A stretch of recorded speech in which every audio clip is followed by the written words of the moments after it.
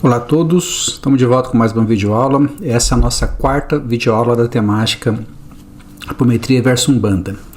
Então nós já fizemos uma visão geral da apometria segundo o José Lacerda, e agora a gente nos propusemos a mostrar então qual foi o complemento e a nova interpretação que o Godin deu para alguns aspectos da apometria do Lacerda. Mas para a gente chegar no Godin, antes a gente precisa fazer algumas reflexões. Aí no slide 2, nós estamos relembrando então que das 3 leis da apometria, 4 basicamente sempre se repetem. A quarta e a primeira no início dos procedimentos da reunião, do tratamento apométrico, e a segunda e a quinta no fim. Entre esse início, as outras 9 leis você pode sempre aparecer e não há uma ordem exata. O seu aparecimento vai depender muito do que está sendo tratado e da necessidade do momento. Das características dos membros que compõem também a equipe, ou seja, do tempo que você tem para atuar, ou seja, várias N variáveis ali vai interferir em quais leis que você vai aplicar e qual a ordem dessas leis, ou seja, aí cada grupo tem, digamos assim, uma impressão digital, tem uma característica, tem uma rotina que será criada a partir dessas variáveis.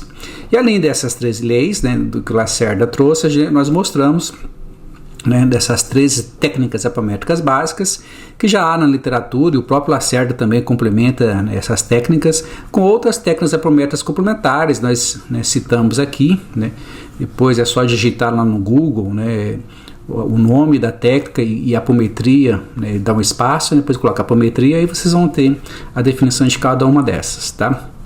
Então essa foi, em linhas gerais, como nós terminamos a videoaula anterior.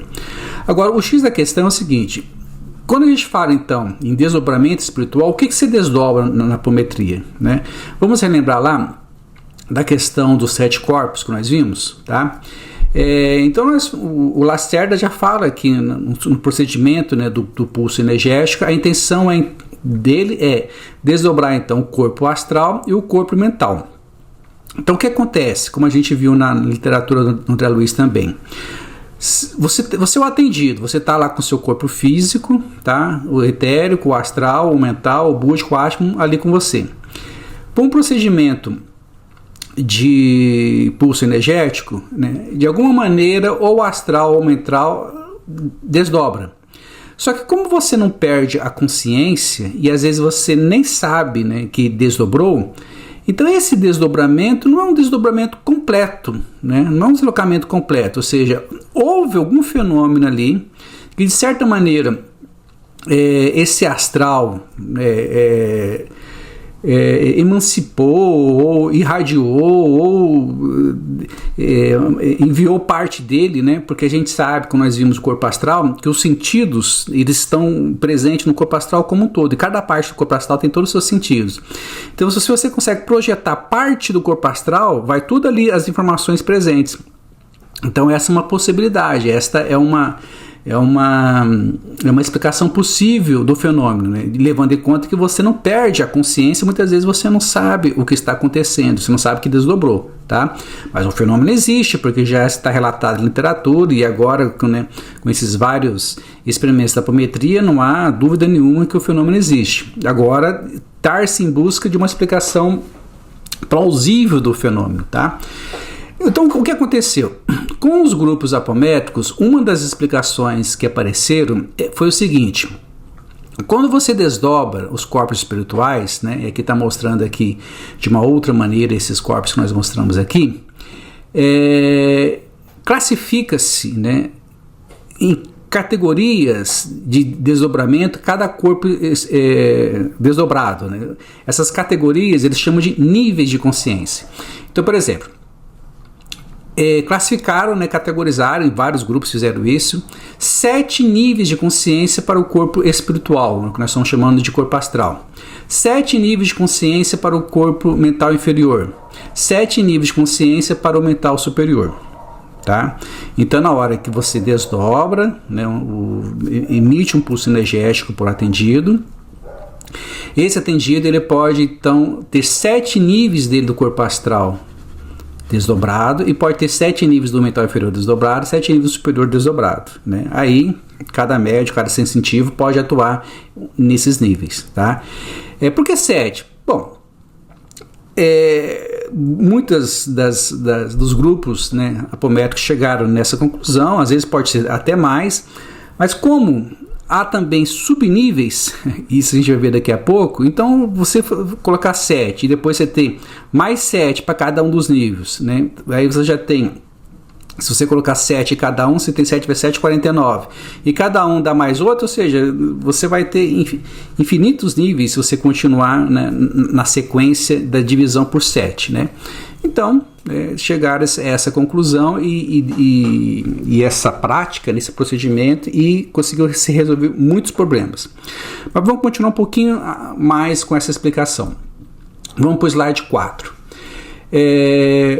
Então, em linhas gerais, né, o que se chegou numa conclusão assim da maioria, né, dos praticantes da apometria que vieram na linha do Lacerda?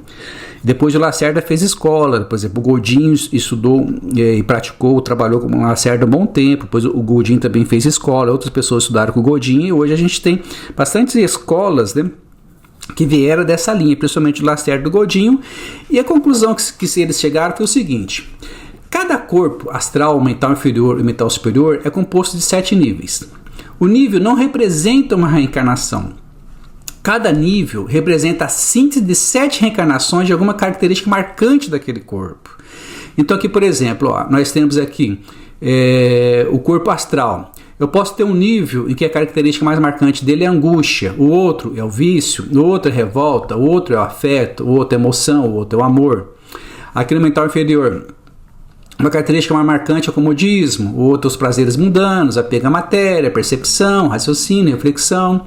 Mental superior, orgulho, egoísmo, vício do poder, força, fé, determinação, tá? E assim por diante.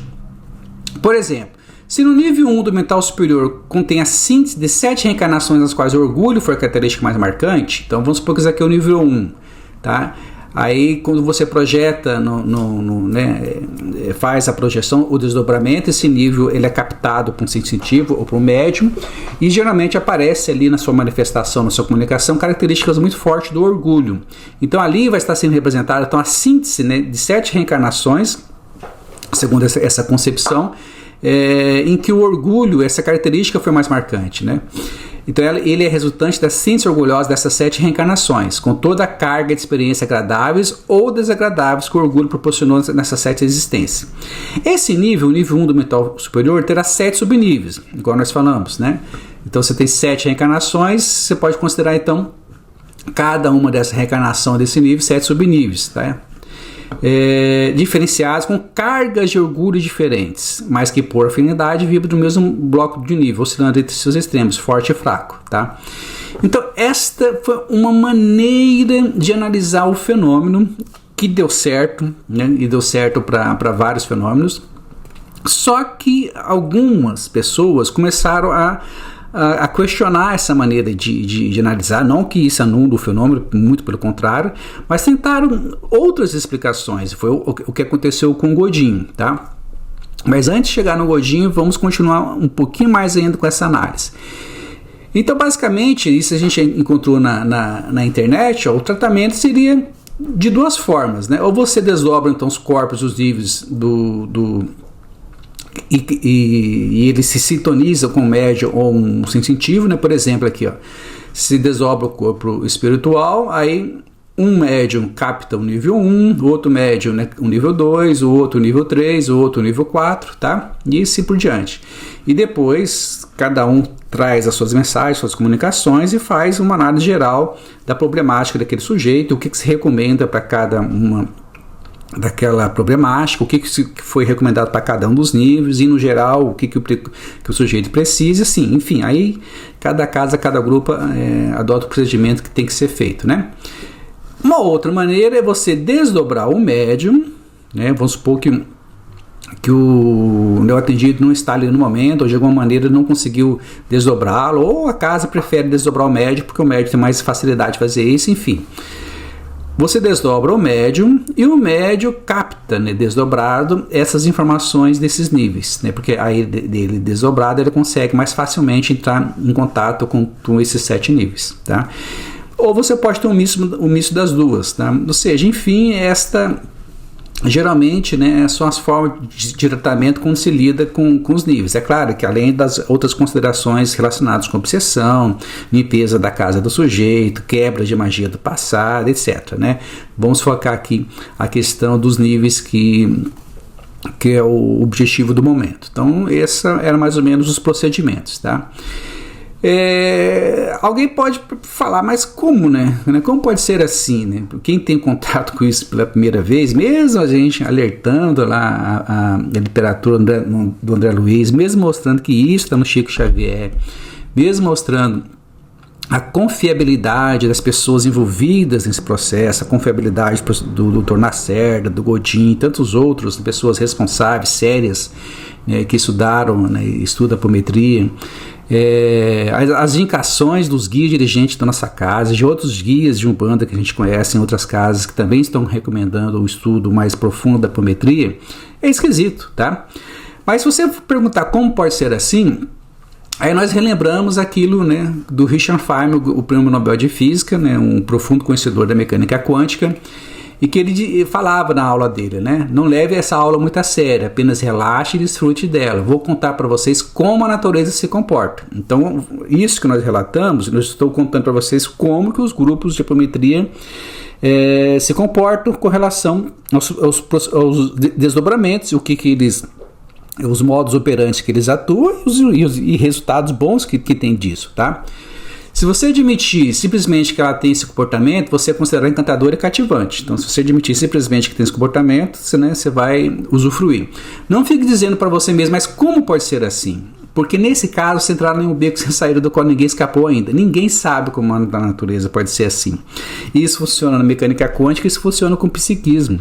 Então, os dois são muito complexos, a mecânica quântica e o psiquismo. Então, é que ele tem até uma fase aqui embaixo, lembram? Se você acha que entendeu alguma coisa com mecânica quântica, então é porque você não entendeu nada. E a gente fala a mesma coisa, então, fazendo uma analogia, né? Se você acha que entendeu alguma coisa sobre o psiquismo, então é porque você não entendeu nada, né? Então a gente está ainda no processo de construção, tá? Mas, antes de chegar no Godinho e depois, quando a gente chegar no Godinho, vai facilitar também a análise que o Godinho faz disso. A gente gostaria de fazer, né, mesmo que como ainda está em construção, uma explicação teórica mais robusta, mais sólida, né, do porquê que dá certo a apometria, a gente gostaria de fazer uma analogia entre o nível, né, ali da apometria e o conceito de complexos de Jung, tá? Mas para chegar nisso, a gente vai ter que fazer uma análise rapidinha do que o Jung entende da psique humana, tá? Para quem não sabe, Carl Gustav Jung, né, foi um psicólogo muito, né, um psiquiatra, psicoterapeuta muito respeitado, né, nascido na Suíça, viveu entre 1875 e 1961, foi discípulo dissidente de Freud, criou, né, fundou a psicologia analítica e propôs vários conceitos que ainda hoje estão em voga e ele é estudado em várias áreas, muito respeitado em várias áreas, tá? Aí no slide 9, então a gente quer, o nosso foco então é fazer a analogia entre o conceito de complexo e o conceito de nível da apometria. Mas para chegar lá, mesmo que rapidamente, a gente tem que falar um pouquinho do modelo junguiano da psique, tá? Então o modelo junguiano da psique é composto, né, por esses conceitos. Daqui a pouco a gente vai ver rapidinho uma definição de cada um deles, né? Então o que é psique para a psicologia analítica? O que é psique para Jung, né? A psique, na psicologia analítica, abrange a totalidade de todos os processos psíquicos, pensamentos, sentimentos, comportamentos, etc., tanto conscientes como inconscientes, tá? Então há processos psíquicos inconscientes que nós não temos ciência da sua existência, mas estão ali, faz parte da psique. Ela é composta por vários sistemas e níveis interatuantes, né? Seria esses, né? Inconsciente pessoal, inconsciente coletivo, o si mesmo, o self, o ego, o arquétipo, o complexo, né? que serão o que ele está dizendo de vários sistemas e níveis interatuantes. A consciência, um dos níveis, é a única parte que você conhece por sua expressão direta, né? Então a consciência ela se manifesta diretamente. Jung acreditava que a psique é um sistema autorregulador, isso é interessante, que procura manter um equilíbrio entre as qualidades opostas. Então esse processo de manter o equilíbrio entre as qualidades opostas, ou seja, aquilo que te leva para um bem-estar e aquilo que te leva para uma desarmonia, né? Aquilo que te leva para um aspecto positivo, aquilo que te leva para um aspecto negativo, né? Então, esse equilíbrio, né? Entre saúde e doença, entre luz e sombra e por aí vai, é um papel, né, que a psique desempenha, porque ela tem esse sistema autorregulador, e quando fica constantemente em busca de crescimento, é um processo que Jung chamou de individuação, né? Então, em linhas gerais, seria essa visão do que vem ser psique, mas vamos ver agora, em linhas gerais também, o que vem ser cada um desses termos, para a gente chegar no complexo. Aí no slide 10 ele diz o seguinte: o que é consciência? Né? A consciência é tudo aquilo que está ciente, se sabe, se está inteirado. Então, bem daquilo do senso comum mesmo, né? Ao contrário do inconsciente, que representa todo o conteúdo psíquico do qual não se tem consciência, né? Não tem consciência, mas ele atua, ele está ali presente, mas não tem consciência, mas ele tem sua ação, ele tem a sua função, né? O inconsciente representa a maior parte do indivíduo, tanto é que ele representa a maior parte do indivíduo daquilo que movimenta o indivíduo em todos os aspectos, né, psíquicos, é proveniente do consciente. Tá? Então isso seria a consciência. Aí no slide 11, agora vamos falar do ego. O ego é a parte da psique onde reside o nosso sentido de identidade e existência. Ele organiza nossos pensamentos, sentimentos, sentidos, intuição e regula o acesso à memória. Desempenha um importante papel de intermediar os conteúdos do mundo externo e interno, ou seja, do consciente e inconsciente. O ego discrimina, filtra e organiza, agindo como centro da consciência. Uma importante função do ego é a capacidade de resistir às tensões dos opostos e permitir a resolução dos mesmos, ampliando assim a consciência. Tá? Então esse é o conceito de ego para Jung. Claro, né, gente, a gente está falando de uma maneira resumida, sem um compromisso de um rigor da definição. Continuando ali no slide 12, nós temos agora o inconsciente pessoal e o inconsciente coletivo. Então, o assim chamado inconsciente pessoal abarca conteúdos provenientes da história de vida do indivíduo, isto é, conteúdos que foram reprimidos, esquecidos, aprendidos de uma maneira subliminar, ou seja, não de maneira intencional, mas ele aprendeu sem a consciência, né, estar ciente que estava aprendendo aquilo, etc. O inconsciente coletivo é constituído de conteúdos que representam o depósito dos modos de reação típica da humanidade, desde os primórdios, sem levar em consideração diferenciações históricas, étnicas ou outras diferenças.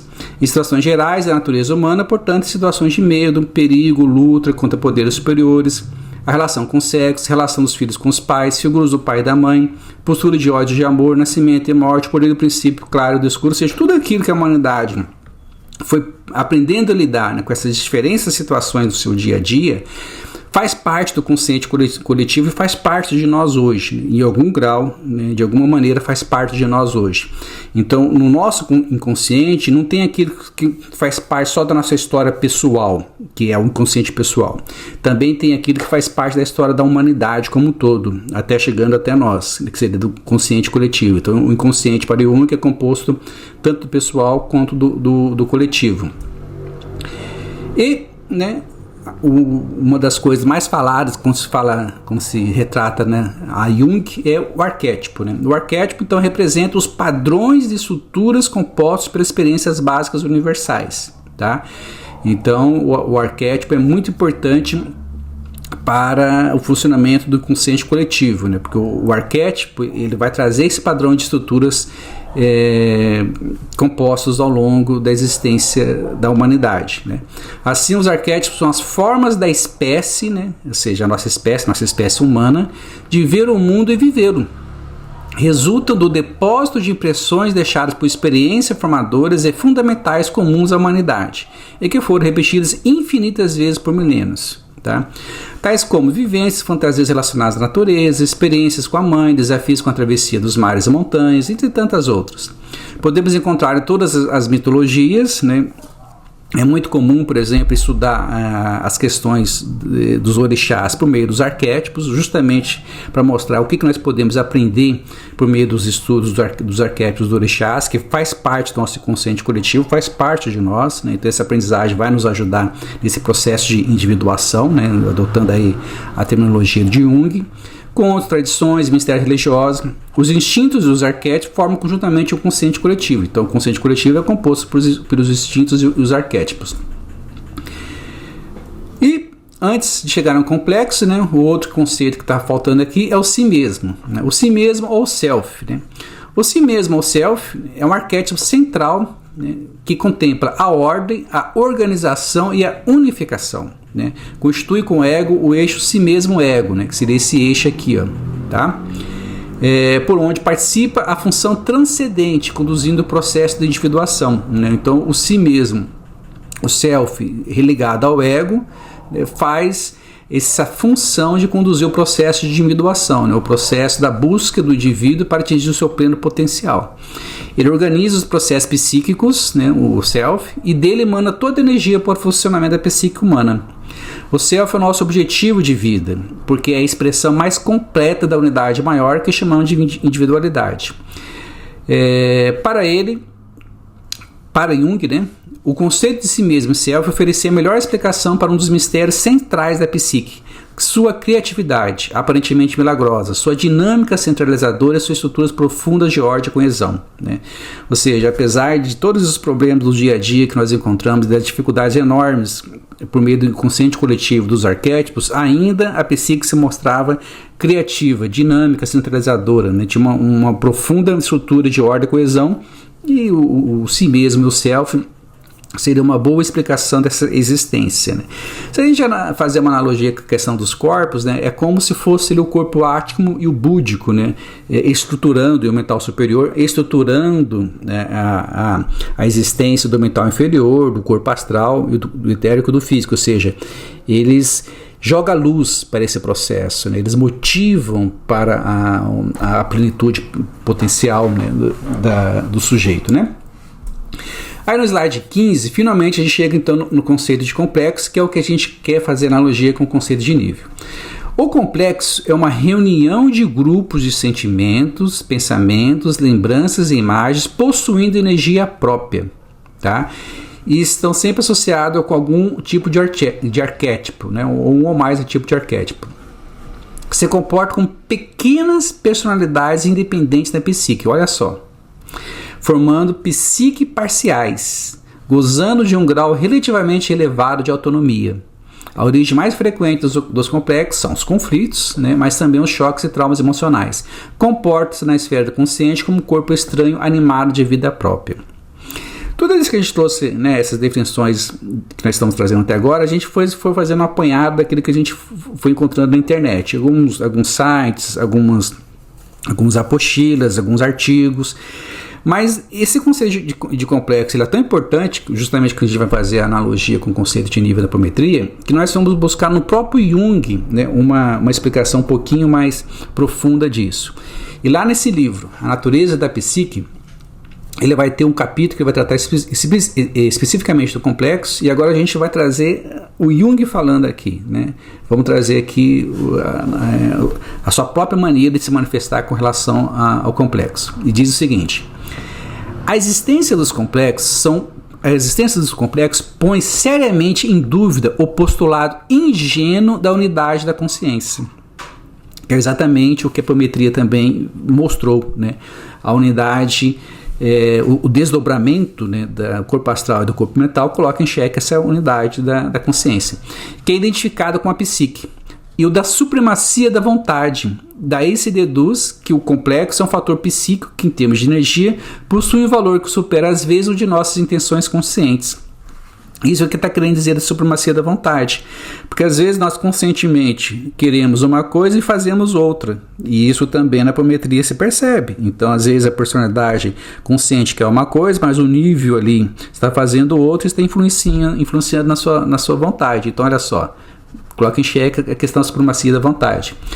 Ele continua dizendo, no slide 17: aos trabalhos da psicopatologia francesa, e em particular os esforços de Pierre Janet, devemos conhecimentos que hoje possuímos sobre a extrema dissociabilidade da consciência. A gente vai ver isso mais à frente também, quando a gente for analisar o Godin e o Tendan, mas já adiantando, né, a Pierre Janet, ela também estudou a questão da consciência e mostrou essa questão da dissociabilidade da consciência, né? Junto com o Morton Prince, eles conseguiram produzir 4 até 5 cisões da personalidade. O que vem a ser isso? Verificando que cada fragmento da personalidade tinha uma componente caracterológica própria e sua memória separada. Cada um desses fragmentos existe lado a lado, relativamente independente uns dos outros, e pode a qualquer tempo revezar-se mutuamente, ou seja, possui cada um um elevado grau de autonomia. Isso é o que o Godin vai chamar de subpersonalidades, né? E hoje é chamado de transtorno, salva a memória, desculpa aí se eu me equivocar, transtorno dissociativo de identidade, algo desse tipo, que era conhecido há tempos atrás como personalidade múltipla, né? Só que hoje não é mais chamado de personalidade múltipla, né? É chamado de transtorno dissociativo de identidade, salvo engano, tá?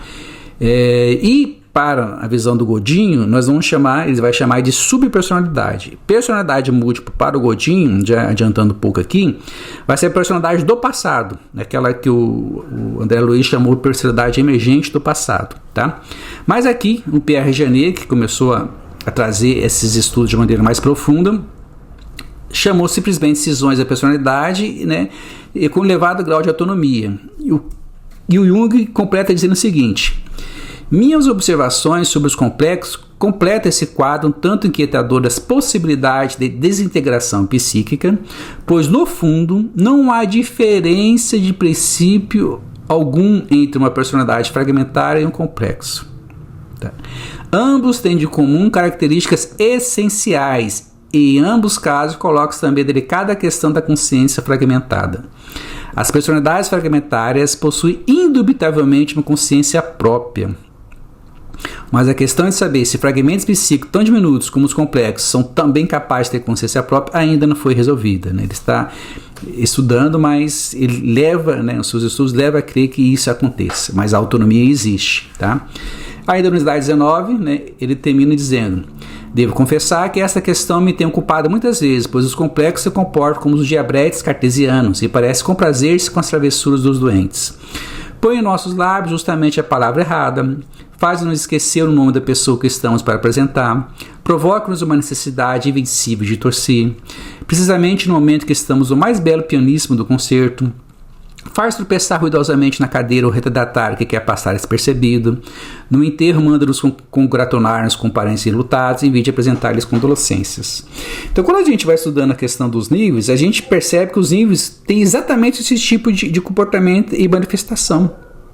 Então, olha só, né, a analogia que tem entre a questão do nível na apometria e a questão do complexo de Jung. Olha como o fenômeno está sendo ali tateado, né, por vários ângulos, de diferentes perspectivas, com diferentes motivações, né? É claro que o Jung não vai tratar de existência de vidas passadas, mas o psiquismo diversificado, né, está sendo observado também para o Jung. E na apometria é como se ele estivesse desdobrando esses complexos, né? O que ele está chamando de nível pode ser entendido como desdobrar os complexos, né? Com a característica de trazer junto também as suas experiências passadas, né? De existências passadas. Então, olha que incrível é isso, né? Então é isso que a gente traz aqui no slide 20, né? A gente volta então para essa reflexão, que essas questões de níveis, né, pode ser interpretada também como desdobramento dos complexos, né, levando em consideração agora experiências, emoções, sentimentos que também estão presentes no passado, tá? Agora, quando a gente for estudar o Godinho, aí sim, agora a gente já está preparado para entrar no Godinho propriamente dito. Ele vai então fazer algumas considerações que para ele será mais interessante, justamente por essa característica que o Jung acabou de mostrar, que os complexos, de certa maneira, têm um comportamento muito próximo, né, de uma personalidade. observado por Jeanne Marcet, que o Godinho também vai, por outras motivações, né, preferir, né, trabalhar com personalidade múltiplas e subpersonalidades em vez de níveis e subníveis, tá? Mas aí, na próxima videoaula a gente vai entrar em detalhes, ok? Agora já estourou o tempo, então até lá.